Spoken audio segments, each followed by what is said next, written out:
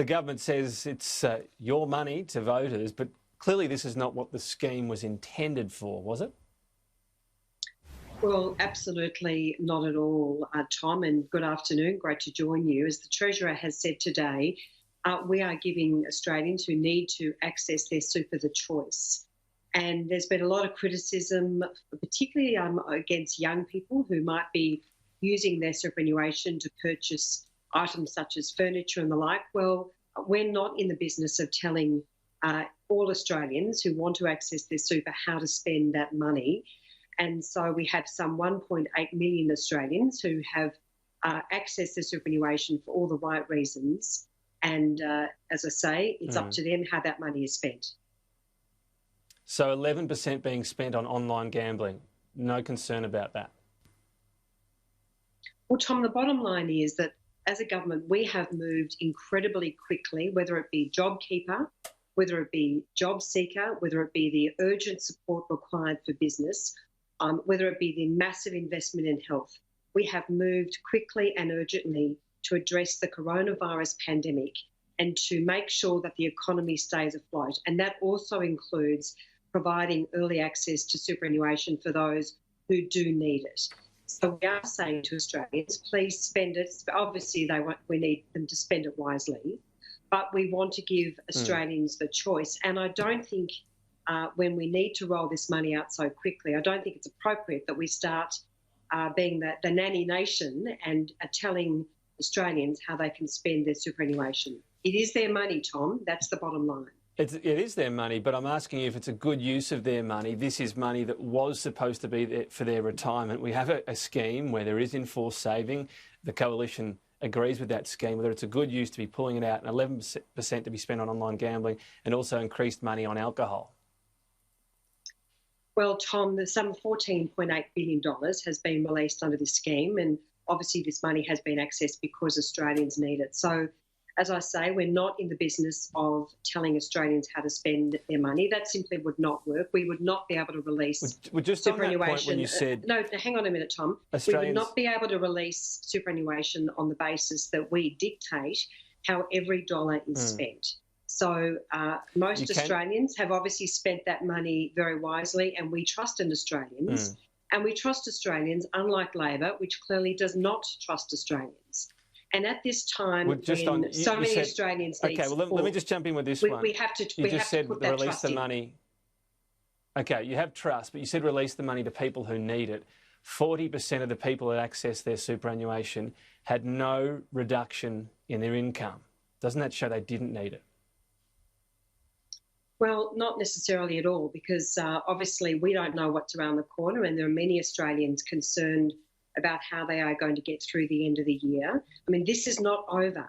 And the government, as I say, is very proud of the way in which it has moved so quickly, led by Scott Morrison and Josh Frydenberg, to release this money into the economy. And as I say, we respect the right of Australians to make those decisions. Is it worth at least looking at, for example, how people can access the scheme? That it's hard, obviously, to tell people how to spend their money. I get that point, but who can access it? That you need to show a reduced income overall and then access it so that you are only getting the money when you really need it? Tom, if Labor had its way, none of this money would have been released. And if Labor had its way, even if they did agree to the early release of superannuation, it would have taken them 12 months. The bottom line is that we moved very quickly. We recognise that many Australians needed to access their superannuation, and that's what we've done. But I'm just asking whether you could look at how people qualify, not what Labor's saying, but whether or not it would make sense that people in hardship qualify rather than essentially anyone. Well, Tom, I will say this again. We have placed trust in Australians, and those who are accessing the superannuation, we're placing our trust in them, and that's not going to change. All right. You criticised the Belt and Road deal the Victorian government has with China. You called it the other day a noose around the neck of every Victorian. How so?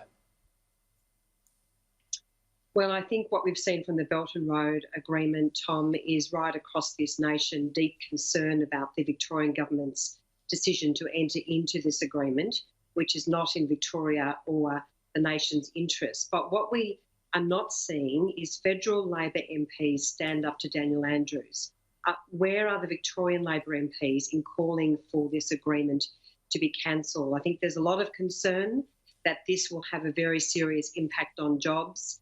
But regrettably, once again, and I'm talking about the likes of left-wing Labor MPs in Victoria, the likes of Libby Coker, Lisa Chesters, Catherine King, they have remained absolutely silent, and it is a terrible indictment on Victorian Labor MPs, with the exception of Kimberley Kitching, of course, who have not had the courage to call out Daniel Andrews on this agreement, which is not in Victoria's interests. Can you spell out why? I mean, the biggest criticism of Belt and Road is that it could create unsustainable debt. That's the big concern in developing countries. They get saddled with the debt, they can't pay it off. China gets a strategic asset. It's hard to imagine that happening in Victoria, isn't it? Well, not at all. And in fact, that's not the biggest concern. That's one of the concerns. And I'm not privy to the national security advice in relation to the Belt and Road Agreement, but it seems clear, because Daniel Andrews would not release a number of emails, that perhaps he had been advised not to enter into this agreement. There is concern on a whole lot of levels about this agreement, Tom. But as I say, let's go back to the fact that we've seen Anthony Albanese very reluctantly and quite insipid, I might say, now declare that Labor would not enter into such an agreement federally.